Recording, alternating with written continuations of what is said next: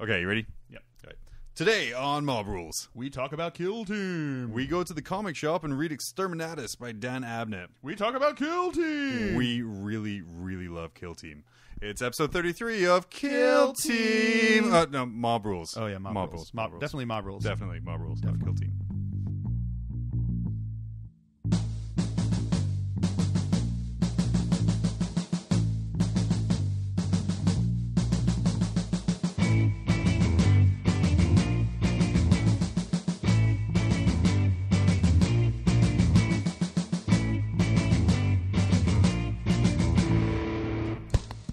All right, guys, welcome to another episode of Mob Rules, episode something. I haven't looked it up. 33, maybe? Something like that.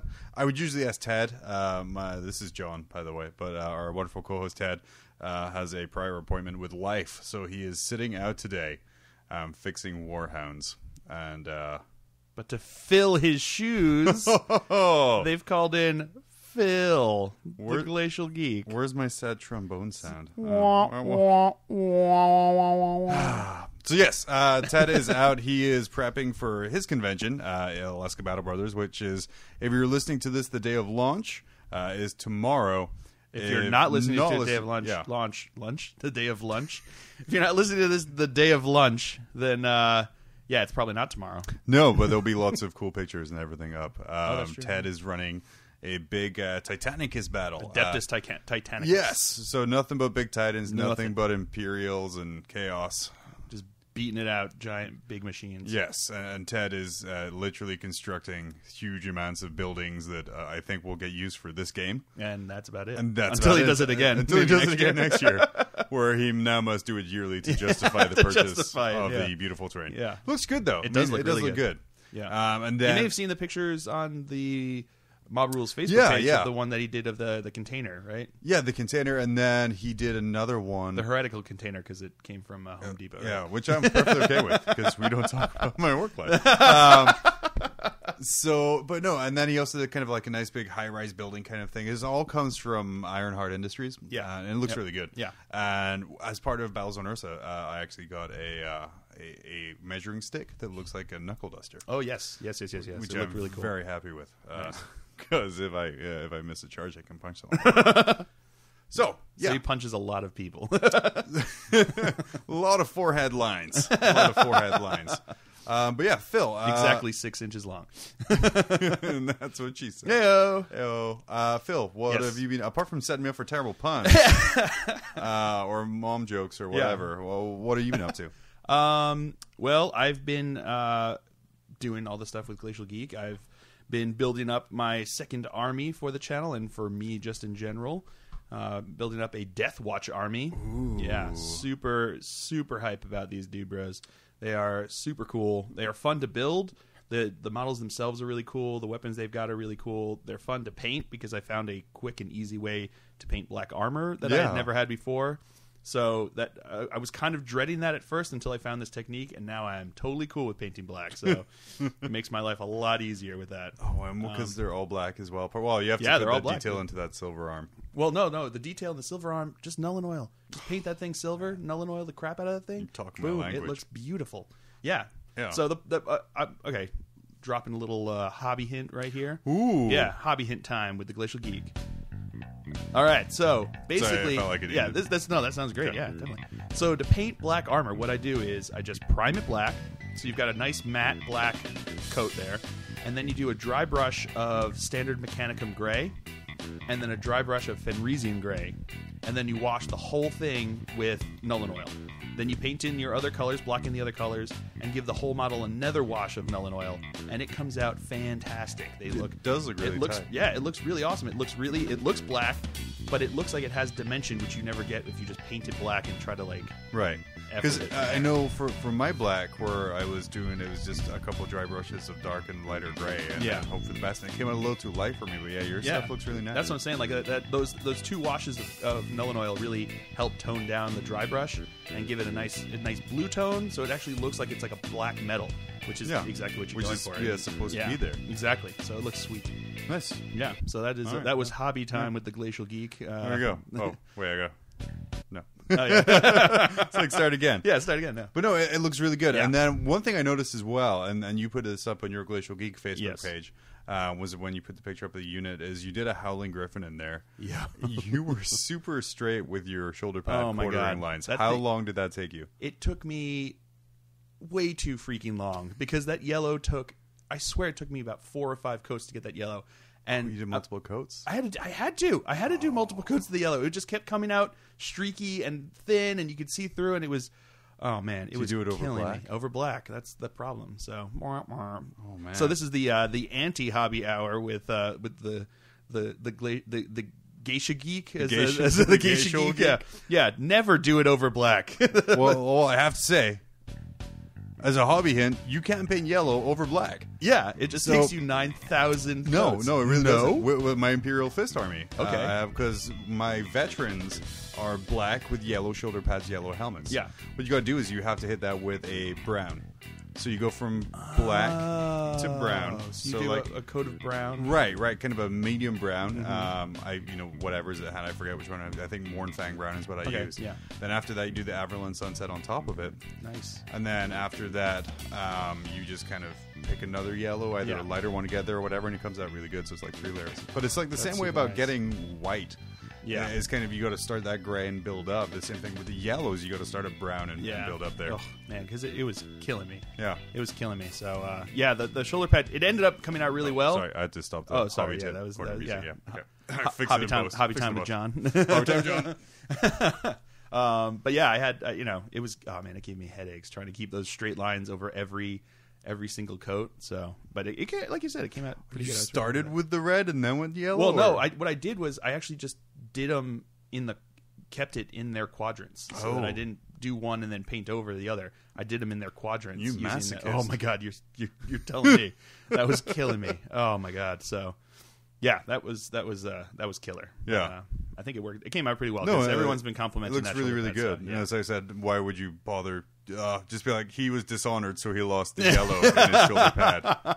I mean, that might be the only Howling Griffin that I do that way, because the yellow was killing me.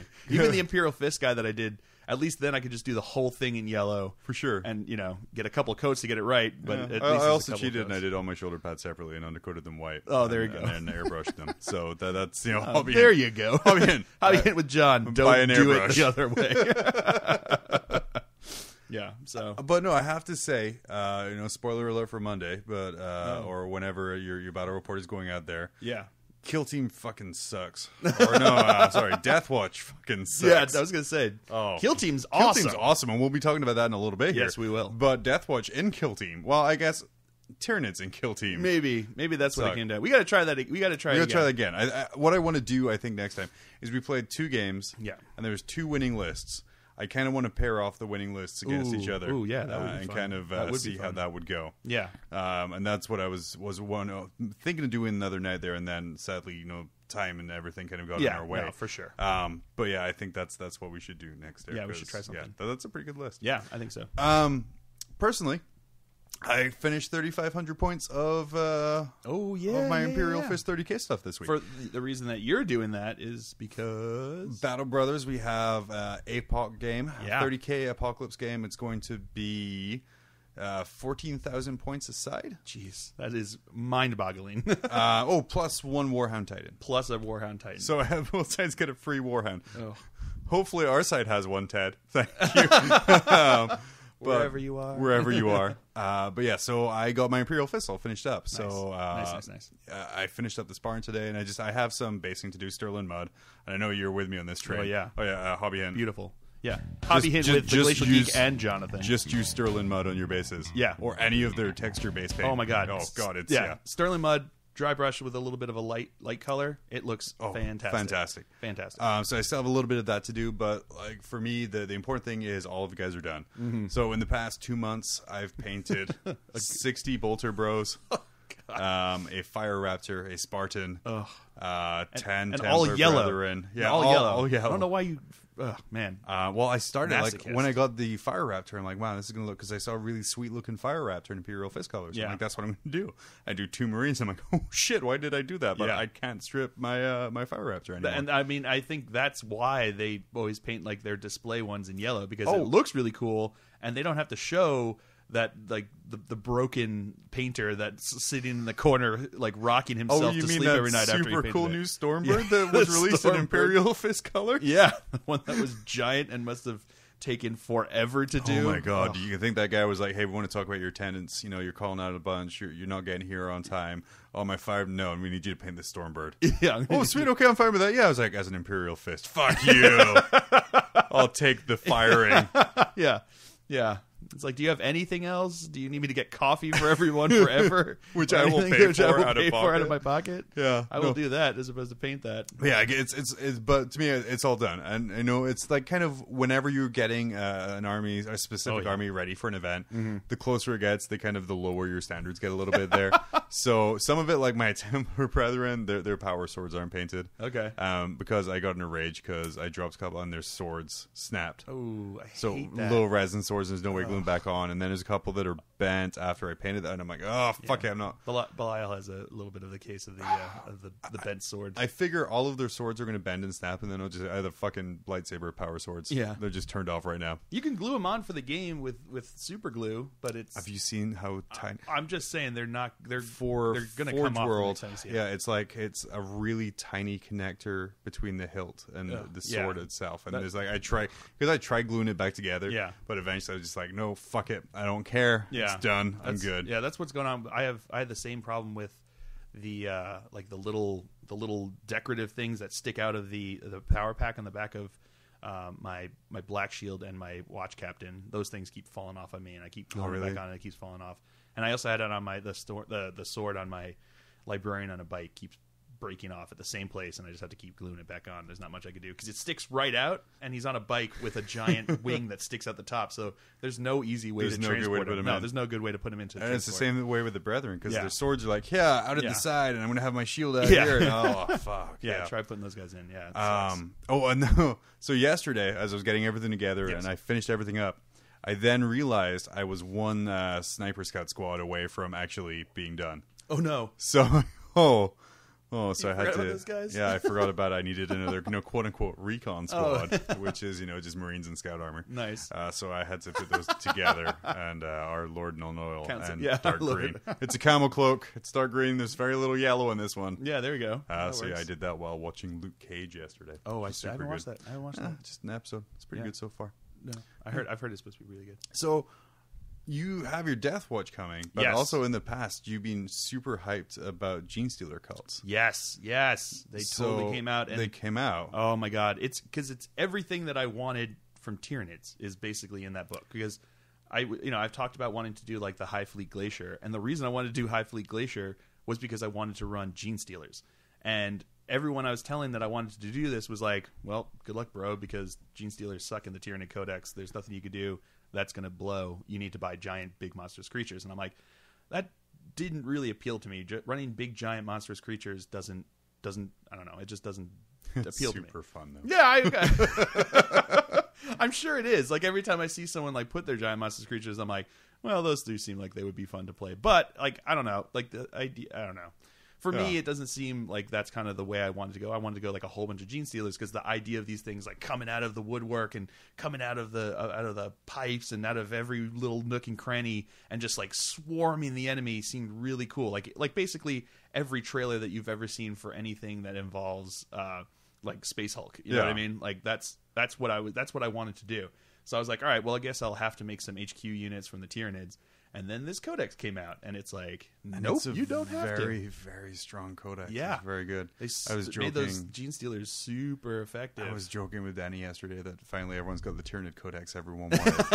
They just renamed it Gene Stealer cults. Yeah, absolutely. But no, and you know what? And it's like, I don't know if it's like the salt in me rising up, but I look at it, I'm like, oh man, that's a really good Gene Stealer cult codex. So much better than Tyranids.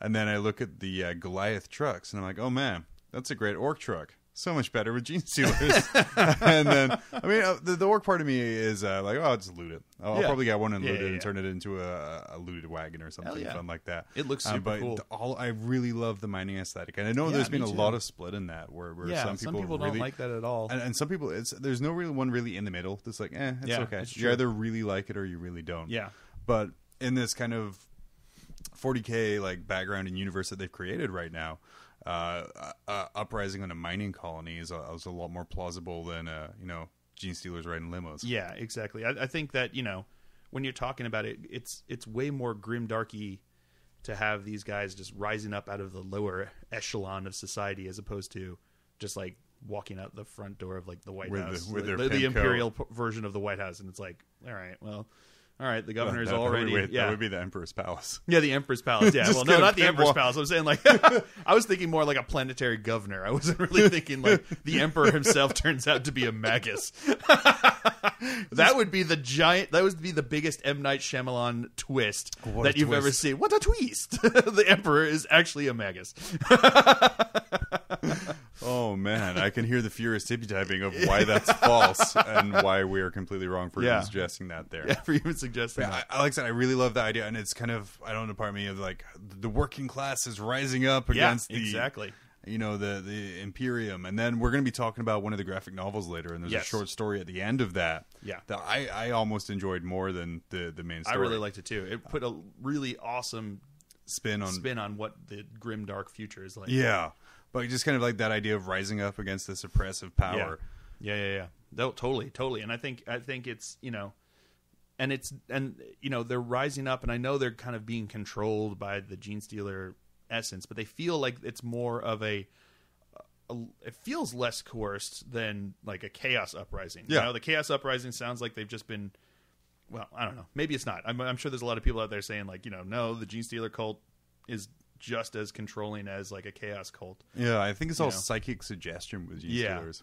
Yeah, kind of like Jedi mind tricks all around. Yeah, like you will. So maybe that's just what it is that if you're not being mind controlled, you're okay with the Imperium. If you are being mind controlled, then it's just like throw off the shackles of oppressors. Well, I love it when they said that the workers who are from the cult are like the best workers and the hardest workers. Yeah. And it was like, oh, so be like they should just execute Employee of the Month every month, exactly, to get uprisings down. Like, hey, we're Employee of the Month. Just send in the Inquisitor. No, it's like, no. Yes, congratulations, you're Employee of the Month. No, no. I have a wife and kids. Well, we're going to kill them too, just in case. And then, so it's a really good Codex game-wise. It looks super strong. I know a bunch of our local competitive guys are really, really excited about it. Yeah.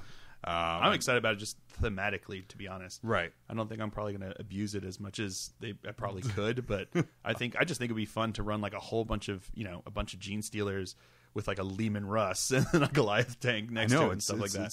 That'd be a lot of fun. I think it'd be cool. So I don't know. It just seems interesting. It seems really, and that's the kind of thing that I'm really liking about these new releases that they're doing, like Death Watch and the Gene Stealer Cult. That it's not these. They're really thematic in what they do, and I mean they're effective. Like they have things that they can do, but everything that they can do is derived entirely from a very thematic and a very fluffy reason. You know what I mean? It's not just like, well, we're just going to give them giant battle suits because giant battle suits are cool. It's like, no, these are things that have come from like the very core of the grimdark past of GW. You know what I mean? That they've had, that have always been there, that have always been like building and building, that people have been like, that's a really cool story. That's a really cool concept and idea. And I'd love to throw them on the table. And they're like, all right, well, here's the way you can do it. Yeah. And they've made the releases really well too, I don't know. It just seems really I think even narratively as well, if you wanted to do like a planetary uprising, you take a Gene Stealer cult list, you don't just don't take the main pure strain Gene Stealers. Pure strains, absolutely. And then there you go. You have great uprising. Yeah, uprising. You have mutants and everything like that. But yeah, like I said, it opens it up thematically. So it's a very exciting release. I think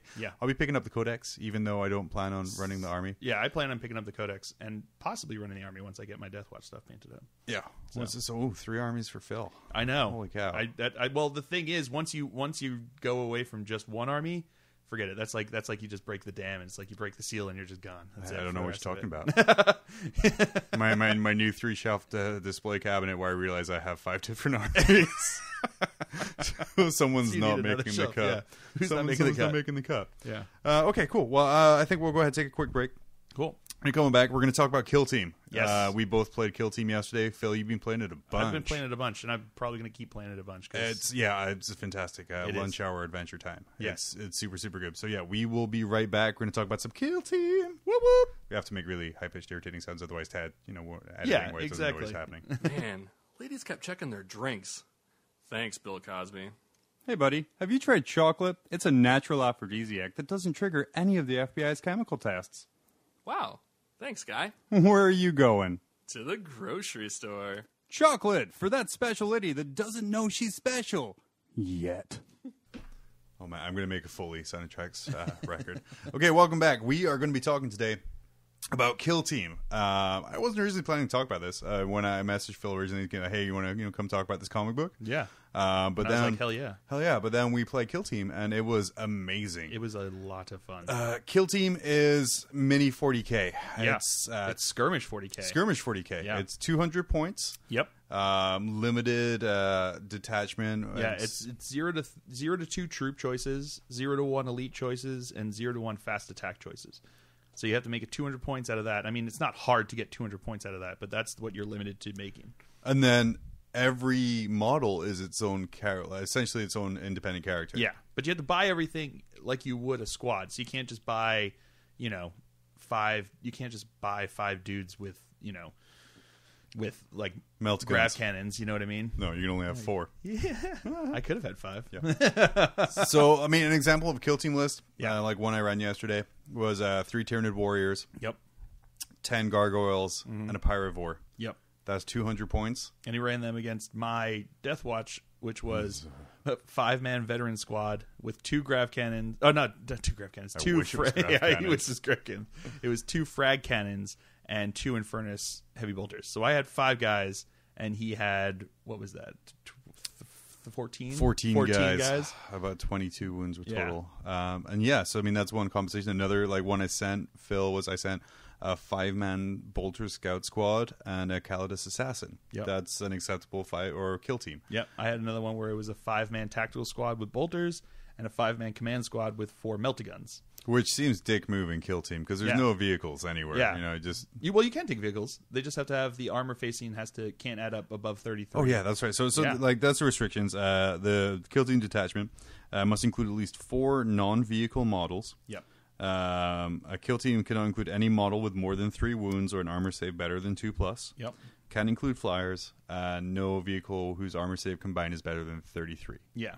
So that's front, side, and back and rear added together. Yes. Can't be more than 33. So it's essentially you like a rhino. Yeah, you can. So It's basically designed to bring a rhino. So there's no or the drop equivalent. pods, no wave serpents, nothing big and nasty. Yeah. But it's kind of like the little things. So Phil, what got you going with the kill team? Because you've been huge behind it. Yeah, I've been really big behind it because the thought process to me was I'd been really interested in doing something like a skirmish game, and I'd been looking into doing Infinity with Sterling, and he'd been really excited about showing me that, and I liked it, but the thing that really originally brought me to Warhammer 40K was the fluff, is the universe, the grim dark universe of the future of the 41st millennium. That's what drew me to wargaming, and I was and no knock on Infinity, the gameplay is fun, but it doesn't have that same decades old fluff that has been developing and the story behind everything that's going on. So when I heard about this kill team coming out, and I'd heard people talk about playing kill team, but when I heard this was coming out, that they had a system that they were making that they had updated, I was like, let me give this a shot. And honestly, it fills all of my needs for skirmishing, which is, it's fun because skirmish games are just a completely different animal to playing the giant army on army. Like your 14,000 versus 14,000 game this weekend is a much different animal than playing 200 points each on a 4x4 sure. table. So I think it's easier thematically Yeah. to do a story-based kill team game than it is like a mission, like an entire mission. Like say like my Imperial Fists are going against your Dark Angels. Yeah. Yeah, it happens and they shoot each other, but it's much easier to explain why a small unit destroys a small unit than why two entire armies are clashing against each other. For sure. And it also ends up getting into like a realm narratively that you can't get into in a 2,000 point game. You know what I mean? It's you know, when you think about it, you buy a squad and you think of them as a squad, and you think of each guy in that squad basically as a wound, and you're moving squad against squad and you're shooting squad against squad. But on this one, it's each individual model is important. Each individual model can change the course of the game depending upon what they do. And losses hurt. Yeah, each loss hurts, because once you get down to half, you're taking a break test at the beginning of each of your turns, which is... And the break test, is at the beginning of your turn. If you have less than half of your starting models on the table, you make a leadership test. If you fail, the model's removed as a casualty because it ran away. Because it just ran off. It just took off. Though so if you have... not falling back, it's just completely just ran off. If you have and they show no fear, they get to re-roll it. They get to re-roll it. If you're fearless, you're good to go. You don't have to worry about that. But... it's still interesting, you know. You get down to that point, and all of a sudden, the game can really just start snowballing. Yeah. So you don't want to get to that point, you know. And re-rollable, you know, even with the re-rollable, because of They Show No Fear, you can still fail that. You know? Sure. I've done it, you know, and it's not fun because all of a sudden you're taking off this model that's a fair amount of points at that point that you're doing with. Well, yeah, especially when you're talking about Marines or Death Watch, and that one model can be like a quarter of your army. Exactly, you know, and it's crazy because and you know, I really feel like it balances things out a lot better than you get in the larger armies because, you know, my Death Watch models are way more elite individually, each of them, and each of them can do more, but all of a sudden I lose 3 of my 5 guys and I'm taking break tests on those other 2 guys. You lose 3 of your guys, you're fine. You keep going on. You know what I mean? And I've got to be able to kill them because each model can only shoot at one dude. It's not like I can just like unload an ungodly amount of fire into this squad and try to wipe out a whole bunch of guys. If I unload an ungodly amount of fire into one unit, into one model, the most I'm going to do is take away that one model. And then they can't charge anybody because they took out the model that they shot at. So it really starts changing the way things tactically work and how you have to think about things and how you can go about different things. And it's a lot of fun. It really makes it really a really interesting aspect of gaming in the 40K universe. So let's talk a little bit about the leader. There's a few specialized roles that you get to do in the kill team because you know there's no HQ slot in there. Yeah. So what you have to do is you have to choose a leader who is the character with the highest leadership in your army. Yes. And this person is designated as a leader. They get a warlord trait or a leader trait. Yeah. And then they are kind of the slay the leader warlord point. Yep. And so I really liked the part where, I mean, we were talking about it in one of our games where I'm like, oh, well, I don't want my knob to be the leader. I mean, of course, you know, narrative John here, not being cheesy at all. I don't want my knob to be the leader. But having kind of that small, and he's really built up to be this really amazing little commander. Yeah. Like on the leader traits table, like I think one of them is you season a 4+, which is huge. Like I saw that and I'm like, oh man, if I had this on regular 40K, I would be so happy. Seriously, yeah, no more just +1 to your C's. Like you're seizing on a 4+, so it's half the time you're going to seize the initiative. Really changes the way you really make that decision now. Yeah, I mean it can give you some outflank, and there's a lot of useful tools for kind of moving the stuff along. Yeah. And this is something I didn't necessarily do, but when you're picking your list, are you kind of picking one kind of squad or unit over another based on the sergeant capability or what they can get as a leader there? Or is that just kind of, I guess this guy's leader? No, I mean, when I make a list, I know who I'm going to have as my leader. You know, I have my decision, and I know who it's. I'm not, you know, when I'm coming to the game with it, I know who's going to be my leader. Not just because he's the one who ended up being that way, but for instance, in our the game we played against the Orcs, I knew that the sergeant the dude bro with the chainsword and bolt pistol from my command squad was going to be my leader, just because thematically it made sense to me that this is the guy that's like leading the charge, deciding what's going on, because I knew that the tactical squad guy would defer to him in a tactical situation on the ground, and I knew that with the other guys in that squad, they're all veterans, but they're holding on to special weapons because the rest of the guys in the command squad had melta-guns, and I felt like they were going out with a task to do, and he was more in a position where he could like dole out what's going on. So, you know, he's probably wasn't as strong of a model as some of the other ones for me, but thematically to me, it made more sense that he'd be the one going into this tactical situation, that he'd be calling out the orders. And it was like the same thing after, kind of we're like, well, no, you have to have your knob be your leader. Like I said, it makes sense. You have the small elite unit. Your boys aren't going to they'd listen to the biggest and the strongest. There's that one there. That knob was going to take his power claw and crush the skull of anyone who tried to be the leader other than him. That's just the way it was going to work. Something I really like about the rule set, and the Kill Team rule set's available in that great value bundle with the Tau and the Space Marines. Yeah, and it's nice also it's also available in the Black Library digitally, too. where I got mine for $13. Nice. But you know, I don't want any more. Yeah, I think we just talked earlier about how I've done nothing but paint power armored Bolter Marines. See, and I wanted some power armor bodies so I could keep building up some more Death Watch dudes. Oh, so, nice. Yeah. So the book is a great deal, and they kind of litter throughout there with hints of ways to play, kind of moving towards that, the quote unquote 3 ways to play from Age of Sigmar. Yeah, because I mean, under our leader section here, they say that if you're planning to play a campaign, it's a great idea to keep the same leader the whole time. Yep, and keep with the same leadership and keep the same leader trait, which I think is like a fantastic idea. Yeah, for sure. I mean, you're going to obviously run into the situations where, your leader was, injured. I wasn't really injured. I ran away just in time. Exactly. It's like, the apothecary flew in at the end and managed to drag him off the field and save him, and now he has a mechanical lung. It's an air compressor instead. But I mean, like, these little hints throughout this rulebook area really got me like, oh man, it would be really sweet to do like an entire narrative campaign. And honestly, that was the big reason I wanted to get into it too, because I feel like it added a dimension for a narrative campaign that we all aspire to some kind of narrative. Well, maybe not all, but a lot of us aspire to some kind of like epic narrative campaign that goes on and on and on.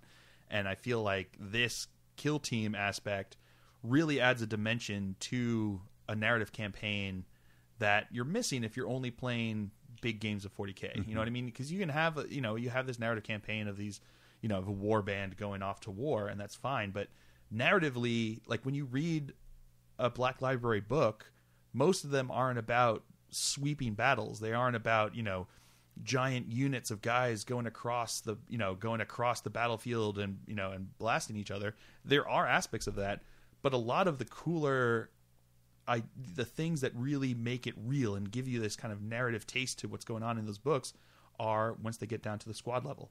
And they follow the one dude bro with his bolter facing off against the horde of dudes, a horde of enemy there, and just holding out and trying to survive and taking shots, and and his battle brother next to him going down.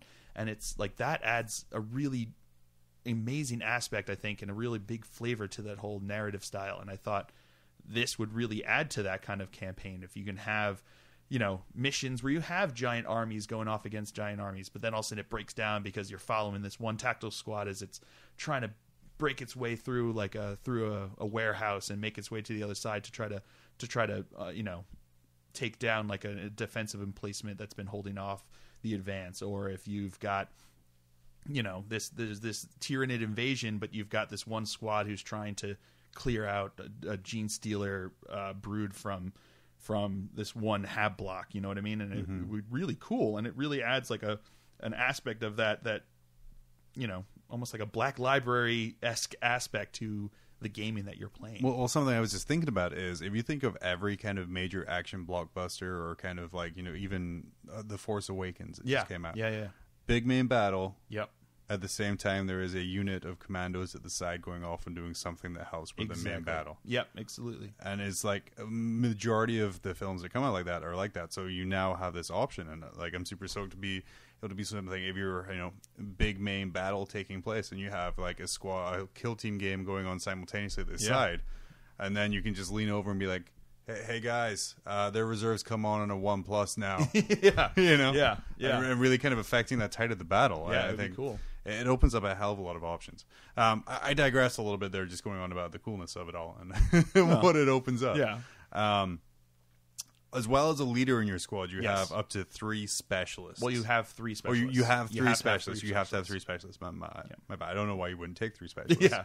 Yeah. But these are 3 guys in your squad who get unique skills that you pick from a table. Yes, and different tables. Different there's tables. 5 different tables that you can choose from, and each one has to be chosen from a different table. So you can't have 2 weapon specialists, you can't have 2 combat specialists, but you can have a weapon specialist and a combat specialist and, say, a guerrilla specialist.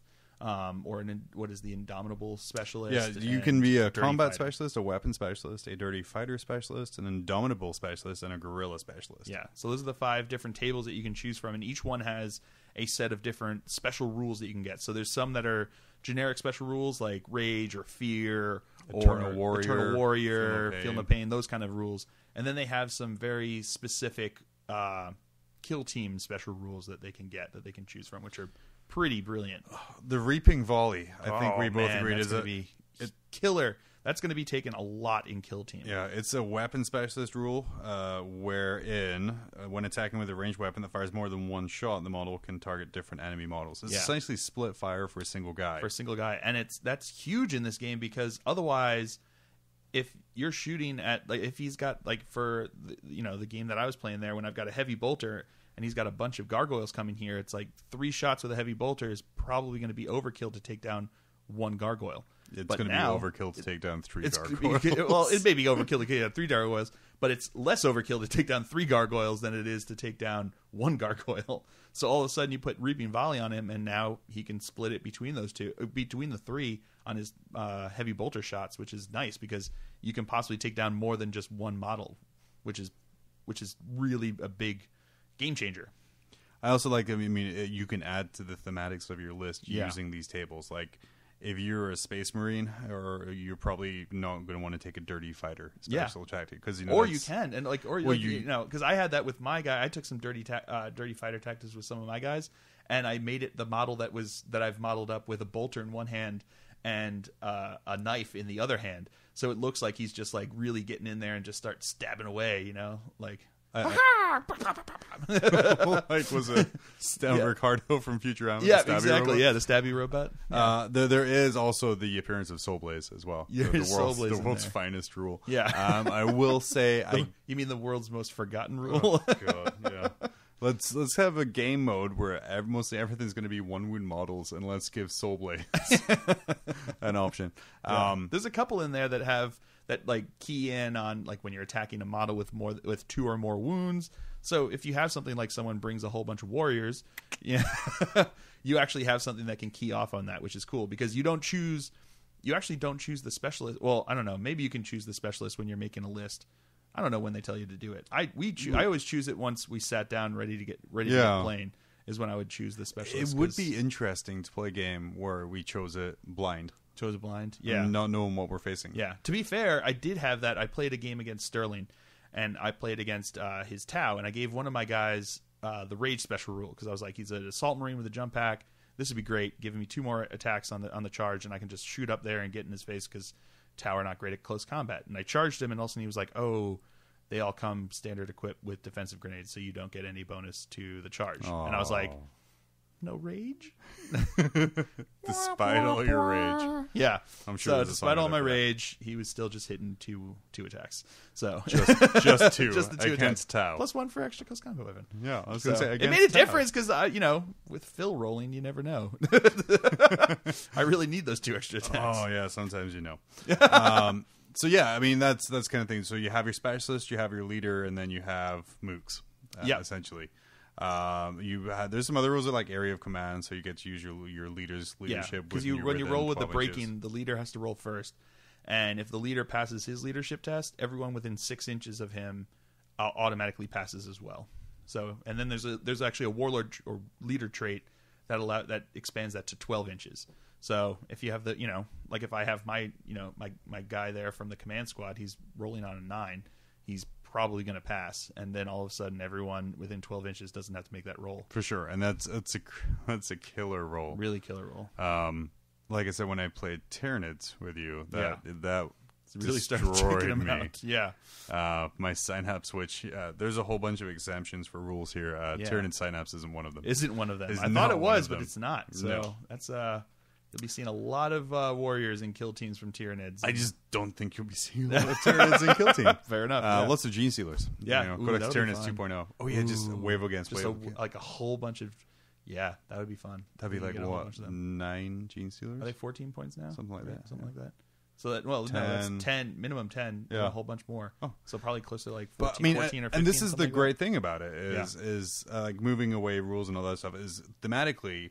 You can decide, like, this is the story I want to tell. Yeah. And you can construct a list to tell that story. Yeah. And that's what I really enjoy there. Yeah, I could see like a narrative campaign that starts out with like a small scouting force that was on this planet and checking it out, and you do a kill team game with your scouting force that goes out there, so I can bring some scouts or whatever I want to do, and they're going through a city, and all of a sudden they get overrun by Tyranids, and they have to fight it off to try to get back the warning, and then all of a sudden the next one that you have is you have a small skirmish. You don't have a kill team game, you have like a smaller game, like 1,000 points or something like that, and you have like the first forces that are moving in to try to make a beachhead, and all of a sudden there's more and more of these the Gene Stealer cults like rising up and trying to take them down, and then it builds up to this like crescendo 2,500 point battle, like pitched battle between my armor and this, and there's there's Goliath and Lehman Russ is jumping up and coming at you.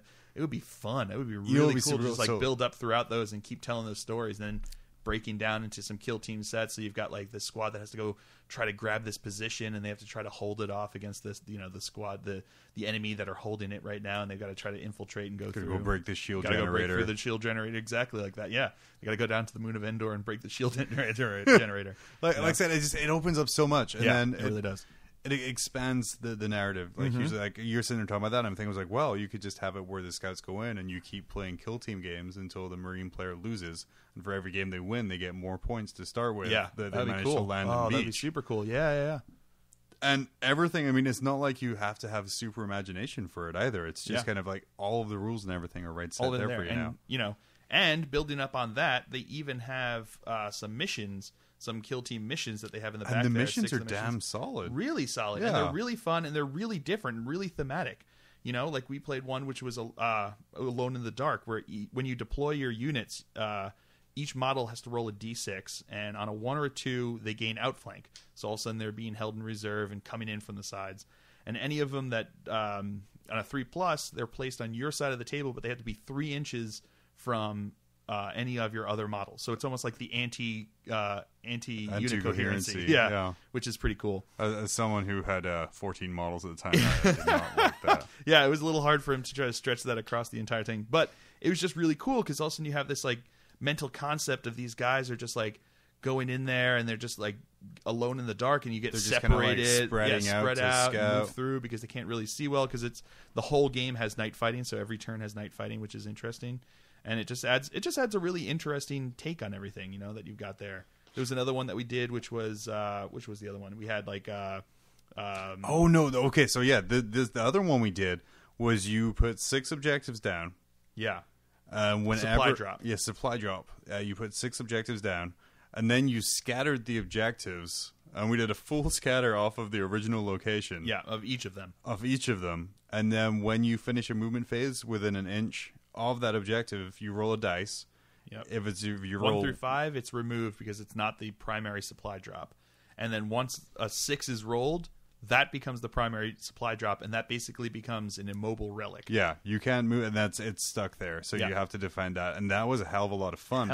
Really changed everything. The way we deployed, the way we moved, was all to like try and weed out like all of these fake drops. Yeah, and then when all of a sudden it's deployed, all of a sudden you're like, well, I'm screwed. I deployed really wrong to try to get that. If I had known it, it would have been different. But it really adds that whole element where there's these units that are down on the ground.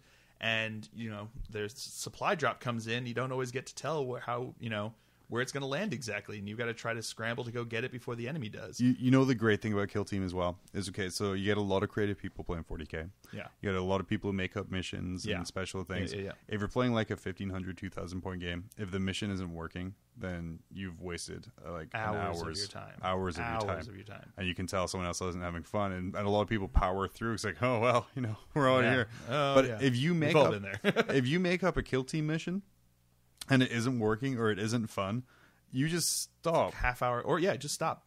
And I'm like, okay, let's try doing it this way. Oh, Yeah. okay. And then you just move on. Yeah. And it's- Or even if you just, even if you just grin and bear it and stiff upper lip it your way through it, yeah, it's still going to be half hour to 45 minutes of your time. You know what I mean? Which is we filmed 2 bat reps yesterday 2 hours. in like 2 hours. Yeah. And filming takes a lot longer because it has to be more deliberate. It's a way bigger process, which is why I thank everyone who's on my channel, because it's a much more involved process to do than just throwing dice. So if you're just throwing dice, I can imagine that could go half an hour. Oh, You absolutely. can do a 200 half point hour. game. Like Yeah. that's what I'm saying. It's like a lunchtime game. Yeah, Almost. you can I almost think do that's that. where it came from back in the day. Is Really? they were looking for a way to play during lunch breaks and lunch Oh, that'd hours be and cool. things like that. You could totally do that. Yeah, You could totally do this in a lunch hour if You you could just have throw a- it down. lunch hour league. Yeah, lunch. Ooh, that would be cool. That would be really cool. Yeah. And that's how you get that's how you get them in. Like, Yeah, hey, exactly. And that's another thing about this system is it is the perfect introduction to 40K because for it sure. uses all of the rules, but the buy-in is one box. You know, you buy one tactical squad of Marines, and you can put together a 1,400 point list. Yeah, 200 point. Sorry, 1,400 point. how big is your tactical box nowadays? No, you could put together, easily put together a 200 point list. Yeah. I mean, I've got my Death Watch squad. It's that's 200 points for 5 dudes. And then I looked at it The as buy-in well is super cheap for this. because when you told me about it from someone who has like a lot of 40K stuff, Yeah, I was like, okay, I guess I'm going to use stuff I never really use because it's kill team. Yeah. Who cares? I'm not going to be like, oh damn, I shouldn't have taken that Pyrivore. Exactly. I mean, I'm still like, oh damn, I shouldn't have taken that Pyrivore. but you don't feel quite as bitter about it because it was only a It's half hour of good your time. Yeah, exactly. So I love it for that. So Yeah. I mean, I think I'm good on Kill Team. It's a fantastic system. If Yes. you haven't played any Kill Team, go do it now. Yes, go do it now. Yeah, and if it's- you've got someone that you're really trying to get into 40K and they're put off by the price of 40K, Play Kill Team. Play them Kill Team because You now they have go spare out. models. They can go out. You have spare models. They probably can go out and buy one box, and then they build it, then they paint it, and then they want to get more. Yeah. It's basically the pusher version of 40K. Yeah. Just one little taste, and then they're going to be stuck. They're going to And be. I got to tell you, like, because I've been working on my Las Vegas Open list. Uh-huh. I've been working on my Horus Heresy Apocalypse list, like all these big lists where I have to be like, okay, so do I take this? And like I've spent a week debating whether I want to drop an Autarch, 2 Warlocks, or a Farseer for my LVO list. Yeah. I'm like, which one do I do? Which one? Just to have the freedom, 200 points is so freeing. Yeah, Like, and just- it's also and takes the no quickness time of it is whatsoever. also different because 200 points you're not going to be locked in for a 2-day tournament Right. with it. You know what I mean? You're locked in for a half Well, an it's hour. more so that it's not going to take you long to make the list. 'Cause, Yeah. I mean, Jesus, how many lists did I send you in like That's true. 2 minutes It's about super easy to make like up all these what I different wanted to run? lists.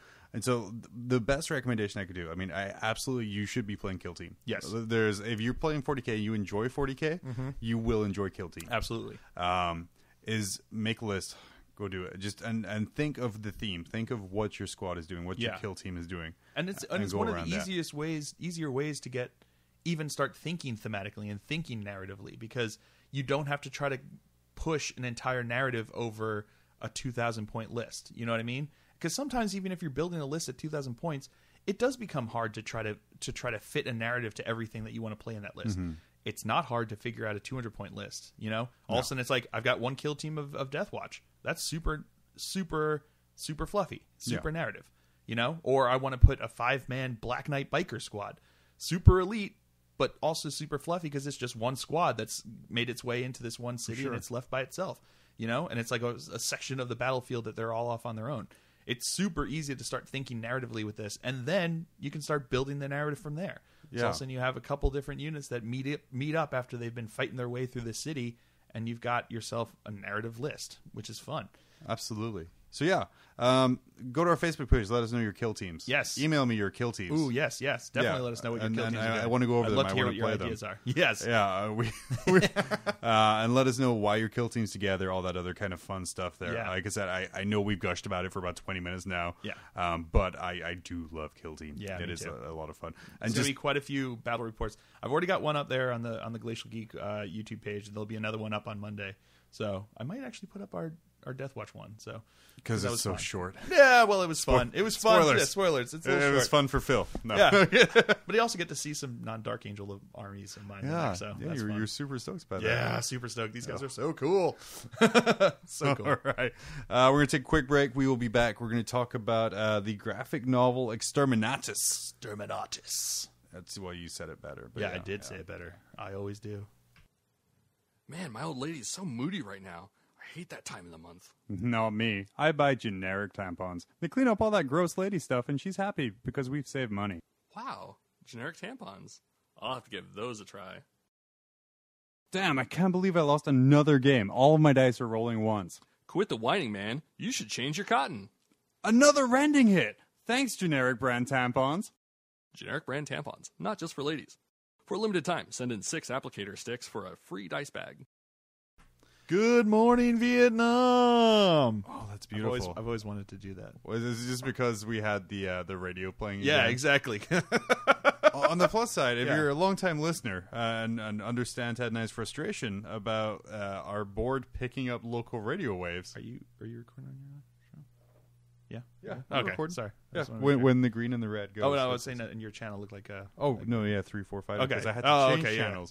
Because Channel 1 apparently picks up some Yeah. local radio station. Channel 1 on his switchboard is sponsored by iHeartRadio. Yeah, it was kind of fantastic. We're talking about the grim, dark future of the Warhammer Yeah. universe and kill teams going in and murdering people and doing this and all in While the background. listening It's to like, Top 40. it was pretty awful. Reason for Phil around here is he bought a whole bunch of graphic novels. He went on a Barnes and Noble spree. Yeah. I love going to Barnes & Noble. Dude, I love it too. And I'm a super nerd, so there's like 2 sections I go. I go to the back where there's the 40K novels. And then behind the curtain. And the curtain.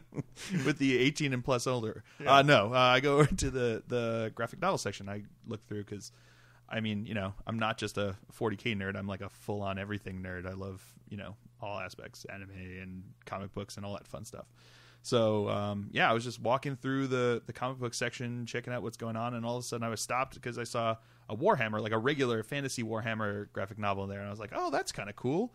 I wonder if they have any 40... And then I looked down, and sure enough, there's like 4 different 40K novels. These are the ones from Boom Comics back in... Or that were originally published with Boom Comics, it says, back in 2008.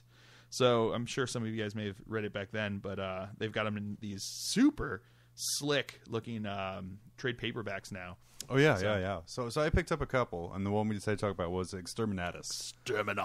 Has a real sick-looking Black Templar in the front. Really cool. Written by Dan Abnett. Obviously, because of your Games Workshop and you have Dan Abnett on staff or a retainer. You make him do whatever you want. You make him write the comics. As much as he can. And it centers around an Inquisitor. Going down to... Well, it starts off with an Inquisitor fighting off against a Chaos Sorcerer. Yeah.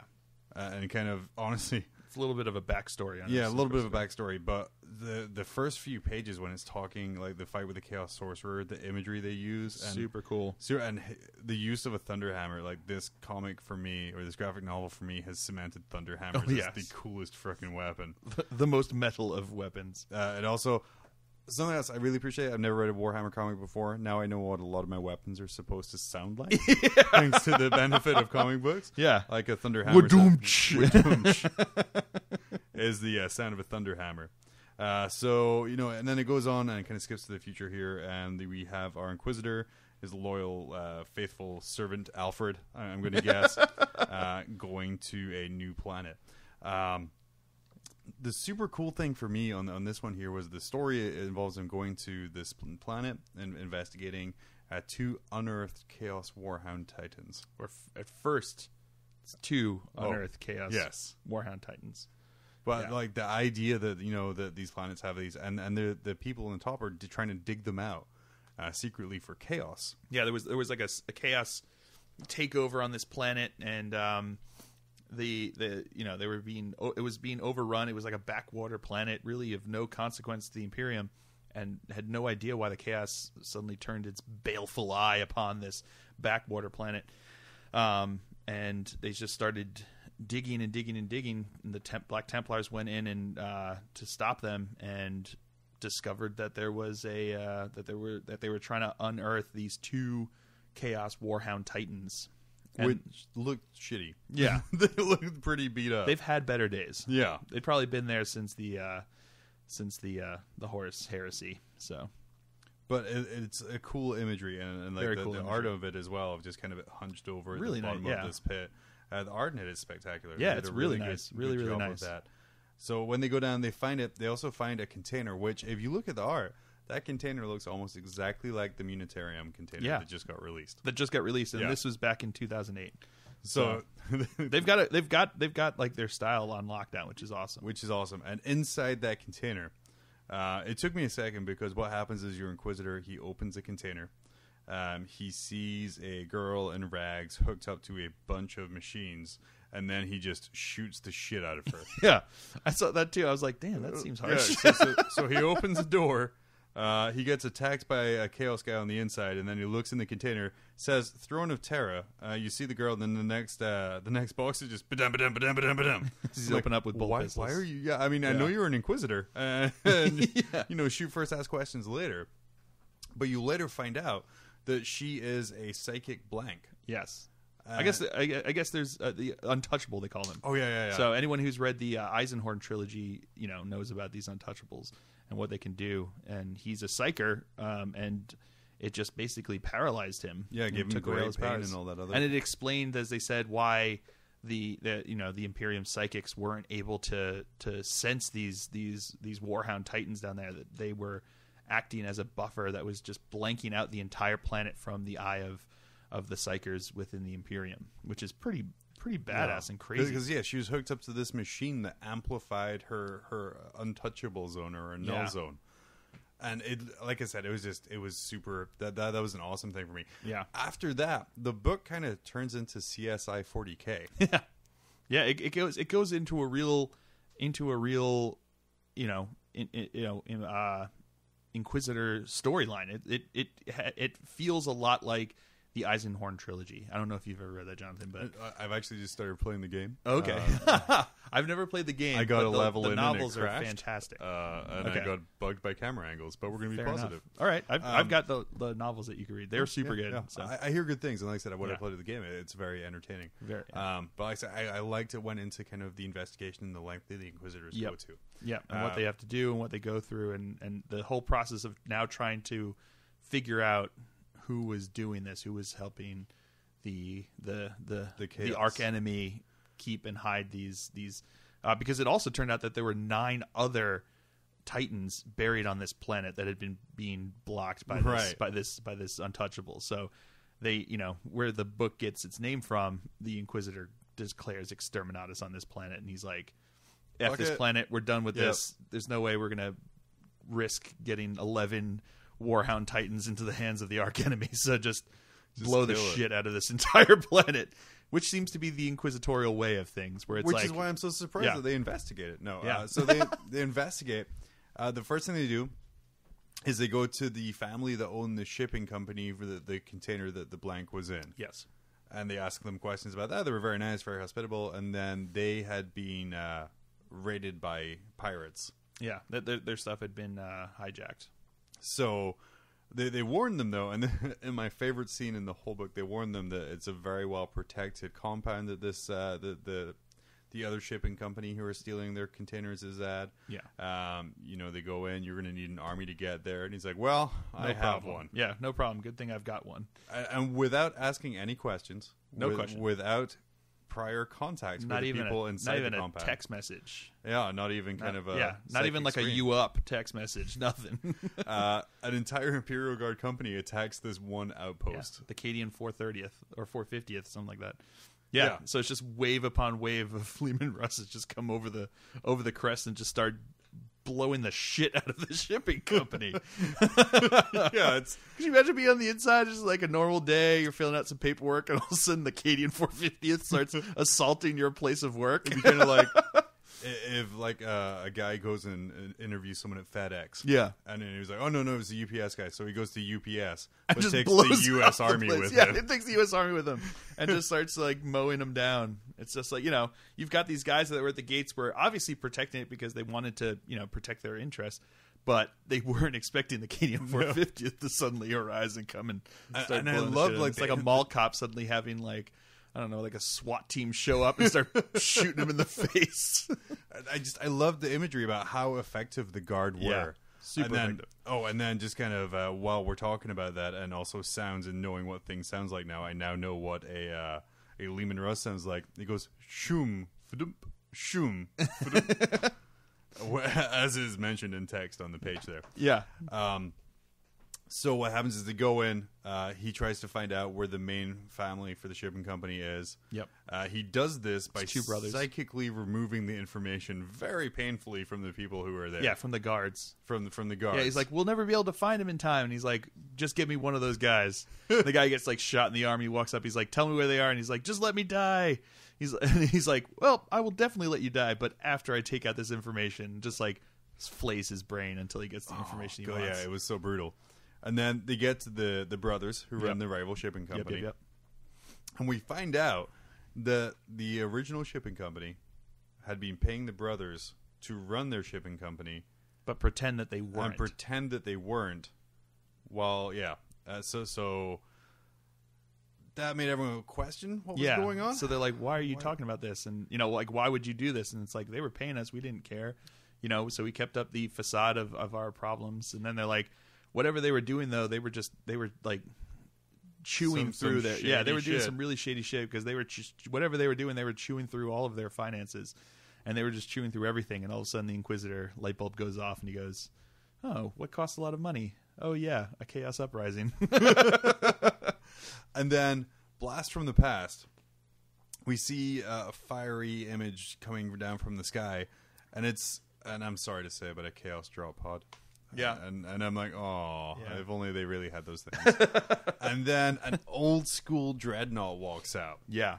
Like with the old siding Thousand front. Suns. Yeah, old school Thousand Sun dreadnought walks out and proceeds to rip shit up. Yeah. And just some really well drawn and paced action of the dreadnought just destroying the Imperial Guard troops. Yeah. And then some other Thousand Sun Marines start dropping into with their drop pods that they don't actually have. Yeah. That's deep striking. Shut up. Maybe. Yeah. But yeah, no, and I really enjoyed seeing the old school dreadnought. It's been far too long since I've seen that goofy looking model. And like I said, I love the sighting look of it. I really enjoyed, again, how guardsmen are treated. Yeah. Because he's just essentially like, okay, look, it's fine. He's going to kill all the guardsmen. While he's doing that, we'll get out of here and go talk to this heretic. Yeah, the guardsmen can take care of it. So it's like not even just that, like when we reviewed the what was it, the Wrath of Iron? No, not Wrath. Wrath of Iron. Wrath of Iron. Where, like the guardsmen were there to basically where they were just die. there to accept bullets instead of going into the Marines. It's like the Inquisitors think of them the same exact way, where it's like your job is to die for the Imperium. Die for the Emperor, that's what they think of them as. Yes. So they were assaulted by Thousand Suns, by the Thousand Suns dreadnought.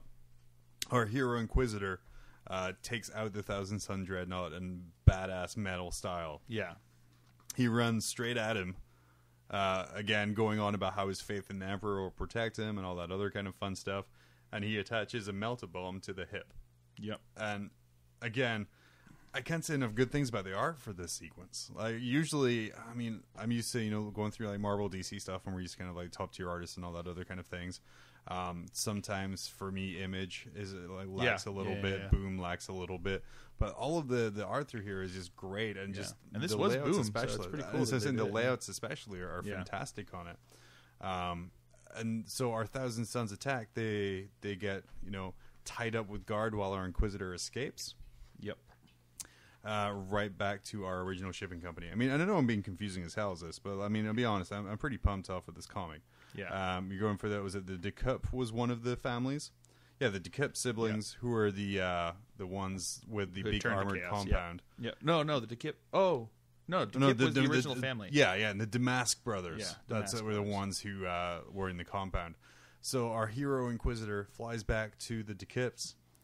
And gets attacked on the way there by Hellblades, I believe, the Chaos ships from Forge World. Yep. And like I said, this book's reinforced to me is the Games Workshop sales strategy. Of, oh, that's so cool! I want one of those. They're flying in Aquila, and I did actually look up if I could buy an Aquila. Yeah. It's pretty good. I think that's kind of what the isn't that what what's the new Death Watch ones? What are they called? They might be the George Foreman grill. Yeah, the George Foreman grills. What are they? They are. Oh God, you're gonna look it up here real quick while I waffle and ramble on. Just waffle. Cover for me. Cover Corvus Black Star. Corvus Black Star. Yeah, it kind of reminded me of a Corvus Black Star, but I know the Aquila is a totally different one. Yeah. But they're also being flanked with these Thunderbolts. So it's like they were really good at getting the flyers from Forge World. They wanted to try to sell here, going here, and so the Thunderbolts are flying, and then with the Black Templar Thunderbolts, and they message back and go, "You just keep flying. We'll try to take care of them." It was Imperial Guard Thunderbolts. Was that? Oh, yeah. No, I believe it was because they were like, there's too many enemy ships for them to take care of. And like, don't worry, that's what they do. And that's what the brothers were like. There's no way they can handle that. That's stupid. And it's like, that's not stupid. That's dedication. Yeah, and then that's faith. They just die, and they just get torn to shreds, and then and the Inquisitor ends up crashing too.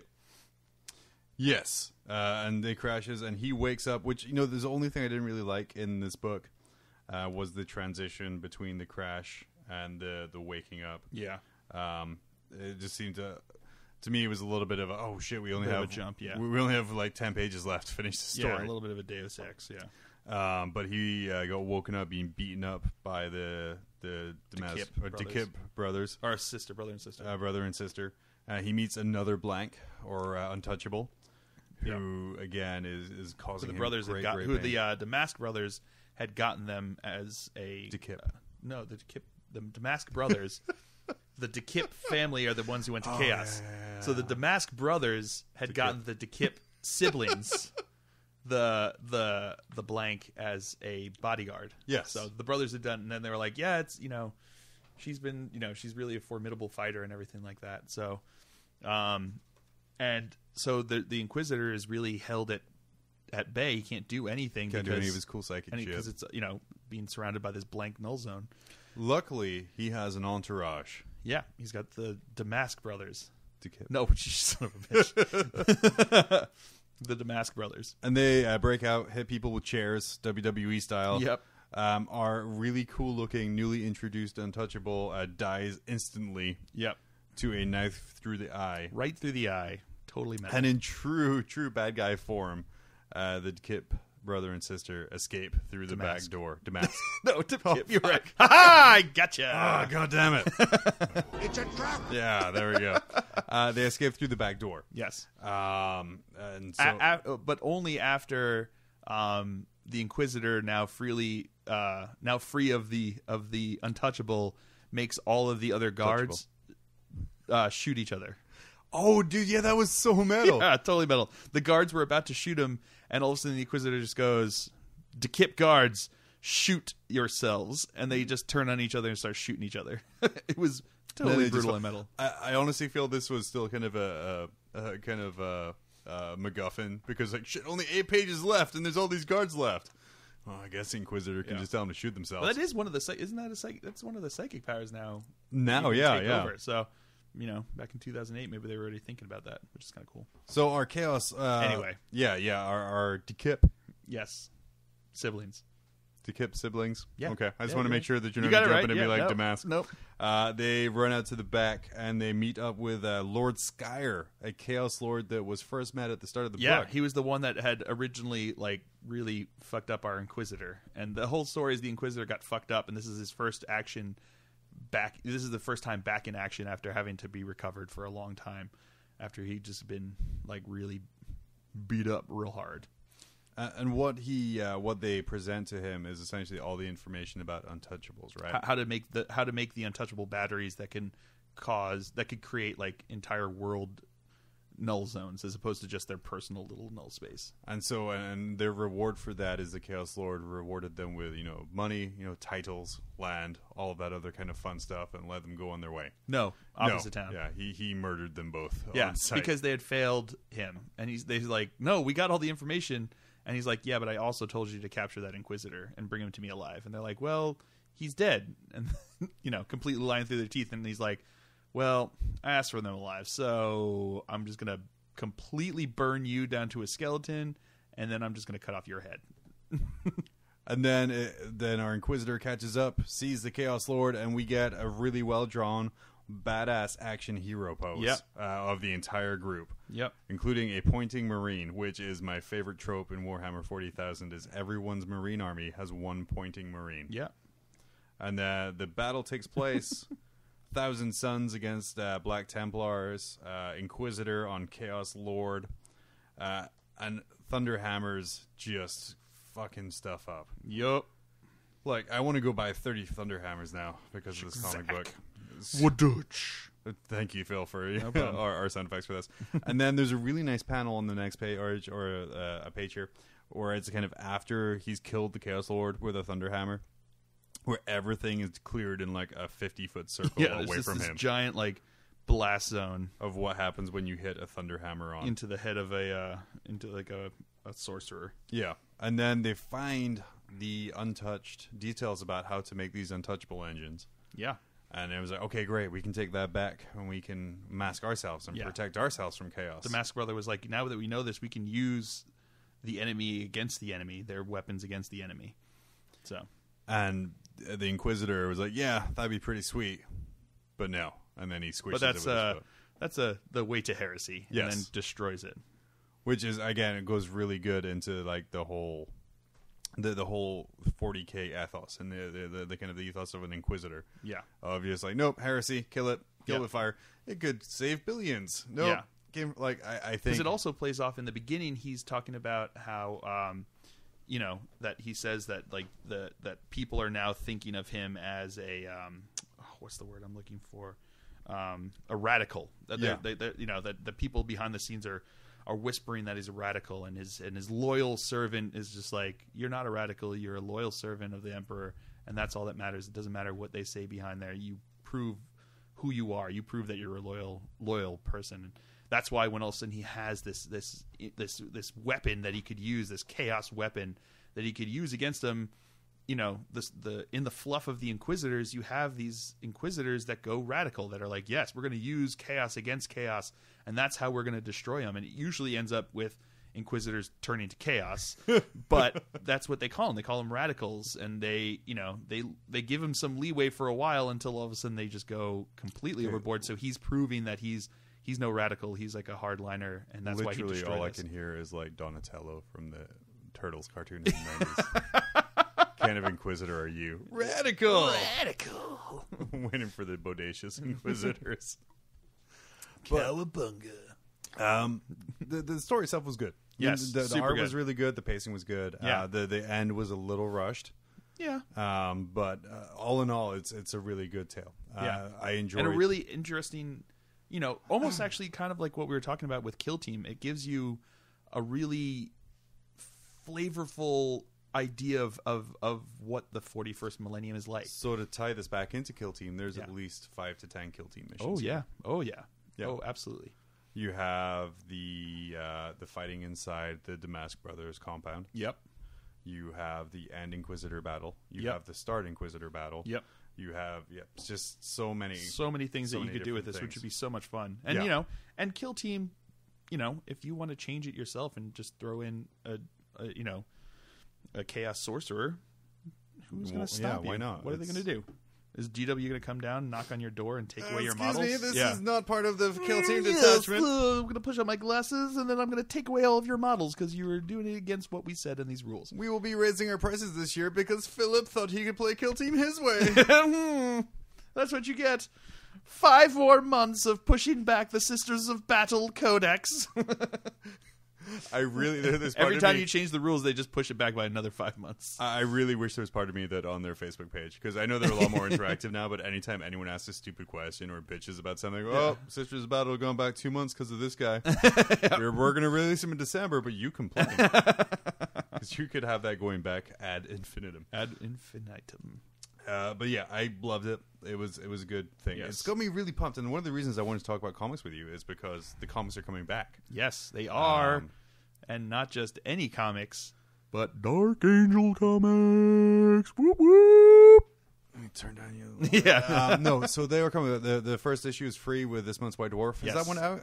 I don't think that one's. Oh, the White Dwarf is out. Yeah, okay. and it's got. I get the subscription from Games Workshop, so mine isn't here yet. Nice. Yeah, I might have to pick it up because it's there. So there's actually a little bit of salt going around in the Dark Angel community, because on the back they describe one of the guys as part of a Lion's Blade, and that he's part of the second company, and he's wearing his green power armor, and he's obvious that he's not a Ravenwing. So they're just like, how could this be? This is heresy. This is bullshit. This thing is worthless because they got this one guy's company wrong. They got one number wrong. If they had put 3 through 9, it wouldn't have made a difference. They would have been fine. But no, because they put 2, nerd rage is just like rampant out there. I was the author, I would purposely do things like that and just be like, no, your entire work is trash because you got one number wrong. Yeah, and that's what it is. It's basically if they had any other number, it would have been fine. Yeah, but nope. But no more. So I'm excited for that. Yeah. I think I'm gonna I haven't picked up physical comics in years. I'm all digital comics now, but I think I'll definitely be picking that one up. Oh yeah, me too. Well, you throw a Dark Angel stick on me, buy anything. That's true. It's true. It's kind of true. Before we go, yes, I want to talk real quick about the short story at the end of Exterminatus. Oh yes, which I loved. It's called The Visitors. I loved it too. Yes. Was it written by Dan Abnett again? Yes. Or is it, written by Dan Abnett. It is Imperial life on a backwater world through the eyes of a farmer. Yeah, that has an orc invasion. Yeah, and it really speaks to the power structure of the Imperium. Like, he works for his planetary governor. The planetary governor works for the Emperor, and therefore, he works for the Emperor. Yeah, but he kind of views the governor, as he says here. It's like, to Lord Baruch I owed fealty. In his turn, he owed it to the God Emperor. My lord kept this world for the God Emperor, as I kept the parcel of land for Lord Baruch. There was an order to things, you see. So it's kind of cool how they view themselves, as he viewed Lord Baruch as Lord Baruch viewed the God Emperor, Oh, for sure. Which is kind of cool. So then the orcs come down, and some really vivid, like, fire-drawn scenes of just orcs destroying everything. Yeah. And then the Black Templars come, and when the Space Marine comes, he describes them as much, much worse. Yeah, because they just come through, and, it's like, it says, there is a legend we have, a hand-me-down tale that the God Emperor far away has angels to serve him, and that he sends them out when those he looks down upon are troubled or beset by strife. I thought it was just a story, myth, and legends. But now I know that for what they really are, his avenging angels of death. Yeah. So, and then just to continue with our mass reading, where I think we're just reading the whole thing, I wanted to say afterwards. Okay, so the Marines come, kill the orcs. Marines go away. They leave they're done. A hulk of a planet. Yeah, there's burning just masses. Burning masses. There's like everything's in ruins, and they just take off. Yeah, and so now the serf or the farmer is like, these days I pray to the God Emperor with much more purpose than I ever did before. I pray that they will not come again. I'm afraid and would not like to see their return, but more, I'm afraid of what would happen if they did come back. The angels would have to visit us again, and it is those visitors that put the real fear into me. Yeah. So they're more afraid that they don't want another orc invasion, because if there's an orc invasion, the Space Marines come back. And that's what he doesn't want to happen. And I think that's a great and it's only a 4-page story. Yeah. And it's a fantastic visual of... Yeah. Oh, yeah. Right. I can count. Damn. Maybe, yeah. But of how... I mean, I think we often forget... the Black Library books we read, the games we play, about how a Space Marine is viewed. Yeah. I mean, if you're just playing tabletop, he's just a shitty model with a 3+ armor save. Yeah. Or you just see him as loyal servants of the Emperor. You're fighting for mankind. Yeah, we're fighting for mankind. Yeah, that's what we're doing. But seeing it from that farmer peasant level of just like these 7-foot tall beasts coming in, just destroying everything. With no concern for human life. And then leaving. And it's Black Templar, so I can almost guarantee they didn't say a single word as they were leaving. Yeah. And ignored direct questions. Yep, just took off. And so we find this planet left with no planetary governor, no agriculture, no city, no nothing. And they're just left there. And I guarantee you in 6 months, the Administratum's going to come back and be like, where's your tithe? Corn? Yeah, where's your tithe? And that's when the Black Templars come back. Yeah. Well, that's when the Inquisitors come back and then just put everyone to death for failing to meet their tithe. Pretty much. Yeah. But yeah, we're going to take a quick break. We're going to come back, wrap things up. Fun times. Good times with Phil and John. Boop. Except I'm not going to hit stop because we're just going to go right through. Okay. Fear consumed my every waking moment. It wasn't rational, but there it was. ruining my life. Then one day I came across a book called How to Be a Cheating Asshole. From the very first chapter, it helped me to confront my fear head on. In a world filled with easy answers and cheap solutions, How to Be a Cheating Asshole showed me that the way out of my despair was to use loaded dice and not declare what I'm rolling. Its message was so strong and so real that it put me on the road to a happier, more fulfilling life. And it made my fear a part of my past. Stop by your local retailer now for a copy of How to Be a Cheating Asshole. Also available in audiobook, read by somebody who only sounds like Donald Trump. Okay, well, that was it. Phil, thank you for coming and letting me ramble about a comic book with you. Yeah, thank you. That was fun. I love it. Any excuse to combine my nerd passions into one is good by me. Wonder Twins activate. Wonder Twins activate. Nerd. Yeah. Form of Warhammer, form of comic book. Our powers combine. I said I jumped all over the place with that Exterminatus book. I really enjoyed it. Yeah, me too. Definitely pick it up. It's available at Barnes & Noble, where we bought ours. Exactly. Or Black Library. Yeah. It's, again, you can't go wrong with Dan Abnett. There's a few different artists throughout, different colorists, so there's some style changes. No, not huge style changes. No, it looks good. It looks really good. It reads really well. And like I said, I enjoy seeing Inquisitors inquisit. Yeah, for sure. And I've also read the Damnation Crusade, which goes a lot more into the Black Templar stuff, and that's a really good run too. Mm-hmm. So I read that one. That's a really good one. Yeah, I need to check that one out. That one was out of stock. Yeah. Also, Kill Team. Let us know your Kill Team. Yeah, like I said, let us know what you're doing. It'd be interesting to see, the different concepts and different ideas that people are trying and different things that they want to do. We'll go over your Kill Team squads and ideas and all that stuff in the next episode. Yeah. Because like I said, I am super pumped. I think I'm more pumped for Kill Team than I have been for anything in a long time. A lot of people have said that. A lot of people have said once they've tried it that they like it almost better than 40K because I think it's a nice refreshing change from 40K. Do you know how refreshing it is to go through? Like I said, to go through my model collection and be like, you. Yeah, exactly. Let me see what I can make with this. Yeah. It's like you look in there and you're like, all right, I want to start with this. What can I do with this? And then you can just build it from there, which is cool. Like I got to do a biker gang. Yeah. And I got to, thematically, like you think in your head, just like this orc biker gang just ravaging through, the city, and it's really cool. Like to think of it that way. You know?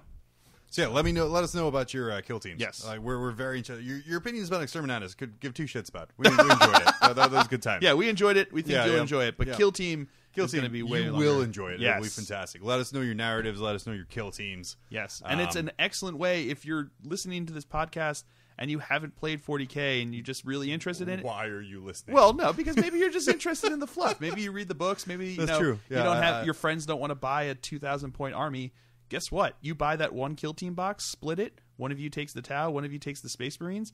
You've got a Kill Team right there. That means I can go pick up a Start Collecting box for $70 for any random army and have a Kill Team. Yep, you've got more than a Kill Team. Mm-hmm. Yeah, you should be good. Yeah, and that's the thing. It's like it's a lot of fun, and it's a way lower price point than trying to build up an entire army that you're going to take to, an LVO or something like that. You know what I mean? So it's a fun, exciting, and easier entryway into the world of 40K gaming than feeling like you have to build an entire army. Like you can probably tell, Phil and I are very much into Kill Team.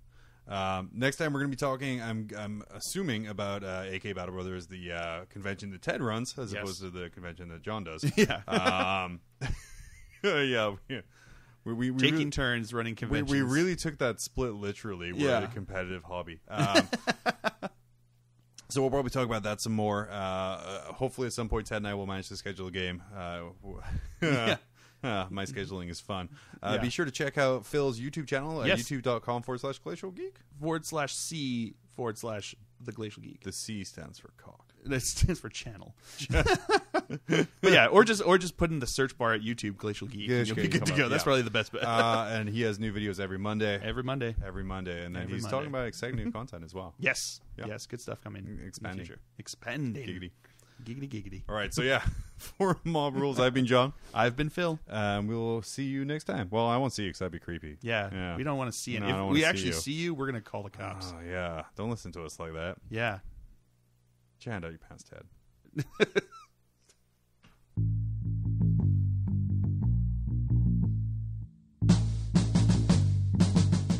This episode of Mob Rules has been brought to you by Mob Rules Media. Please join our Facebook group and be part of the conversation at facebook.com/mobrulesak. You can also email us at themob@tophat-arts.com. Thanks for checking us out, and we will see you in 2 weeks. Gonna leave some buffer so I can tell or cut. I don't know. Okay, I'm good. Sibilance. Yeah, I'm good. Sibilance. Tell me about Little Bunny.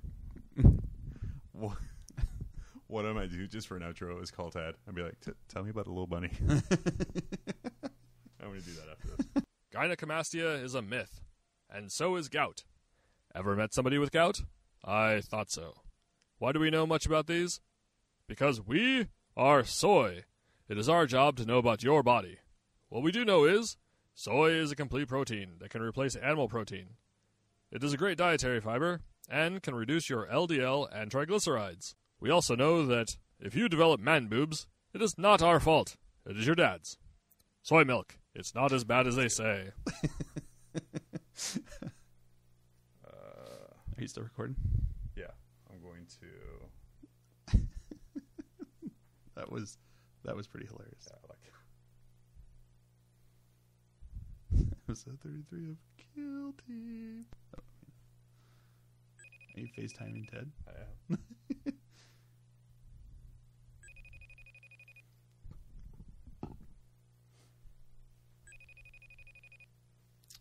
This is the fantastic blooper reel where I'm still recording and he doesn't answer. Yeah, and he doesn't answer. Yeah. What? Hey, tell me about the little bunny. Yeah. The bunny? Yeah, Bunnies. tell me about the bunny. Wait, the little bunny or the big bunny? Because there's like this big pink bunny, and there's like this little white bunny, but he's covered in blood. Oh, God. Like when he was like washed off, he was kind of pinkish. Pink bunny that way? Do you prefer the pink bunny or the brown bunny? Oh, God. Does he? Is this like a winking brown bunny? There's two pink bunnies and one brown bunny. Two pink bunnies, brown bunny. This is gonna make algebra, isn't it? Yeah. Yeah. Yeah. What's the square root of a pink bunny? Ruin a pink bunny. Times X bunny. Yeah. All over the what is it? The delta of, I don't know. We're getting beyond math. Getting way beyond our own abilities. Yeah. That's No. the reason I never finished my degree. I just What? Calculator? I got that. Yeah, I've got a calculator. I just wanted a sweet outro. So I thought I would call and ask you about bunnies. Yeah. Well, thank you. Hey. It's topical. Super topical. Dicks out for bunnies. Make it Take that, timely. bunny. Yeah, take that, bunny. It shouldn't have been wearing that bunny slipper. Yeah. He was asking for I it. dress provocatively. How'd it go? All right. Yeah, it went pretty good. Yeah, it went well. Yeah? Yeah, got a little over an hour 15. Oh, cool. The Exterminatus was a little all over the place for my liking. I didn't really remember character names as much as I should have. Oh, okay. But we both kind of just creamed over Kill Team for Yeah. the majority of it. Oh, fun. Yeah. Oh, so that was a blast. Yeah, I think it'd be good. Yeah. Yeah. Oh, so John, this is your first time playing Kill Team, or Yeah, it Have you played was. it before? No, I haven't Oh, played it cool. before. So yeah, it was super cool. Yeah. So what'd you guys take, and what did you do? We talked a lot about it being just the games. Oh, yeah. Oh for yeah, the games. I actually played my my Death Watch. So I had my 5-man Death Watch squad, 2 frag cannons, and 2 Infernus heavy bolters. Oh. Yeah, it was pretty brutal. I played 3 Tyranid Warriors, a Pyrovore, and 10 Gargoyles, and it went about as well as you would imagine. Yeah, yeah, Oh. yeah. So that went like that, and then but then we played another game where he ran 8 Borker boys, and I ran 5 command squad dudes and 5 tactical marines, and with 4 melta-guns in there, multi-sporks in there, and then Multi-spork. yeah, and that went the exact opposite of how the first one went. So it was weird. Wow. Yeah. Phil tabled me super quickly game 1, and I tabled Phil Relatively game quickly 2. game 2. So so we saw the two extremes of how it went. So, But yeah, no, it's super cool. Essentially, we just creamed our pants about the narrative possibilities of Kill Team, Yeah. and how everyone should be playing Kill Team, and then ask people to tell us about playing Kill Team. yeah, That's great. Yeah. I can't wait to listen to our episode. I was gonna build in a big old joke about how Ted got confused about the topic for the episode, so you went to the jungles of Brazil for in the wrong kind of Kill Team, but that didn't make it in. no, Where are the Contras? And I grew a handlebar mustache for that. dude, and the best thing is dude, I can Kill Team at my house. yeah, Yeah. yeah, Yeah. In your bathroom. yeah. Seriously, Well, maybe not. My bathroom's pretty tiny. Oh, okay. All right, man. We're gonna get this up here, but yeah, I thought I'd give you man. a call and get you. Yeah. Get She'll you have in. it uploaded tonight, so I can edit it tomorrow and next day. Sure. But I'm gonna take Friday off. I'm gonna take Friday off. So Okay. Yeah. on I it could. early. I'll get that tomorrow morning, maybe. Man, I am pumped with confidence. Oh, High halfway as a kite on confidence. halfway through, I had to switch from track 1 to track 5 because track 1 is from where the radio signal is coming. yeah. Track 1 Oh, apparently no. is sponsored by iHeartRadio. So track 1, iHeartRadio. Track 2, Dad. So we're down to 6 tracks. Oh no. Yeah. Oh, sad Oh, well. face. Okay. All right, man. All right, I gotta man. get going. Gotta get these kids to bed. Yeah, All right. yeah. See you around. Later, Later, man. guys. Bye.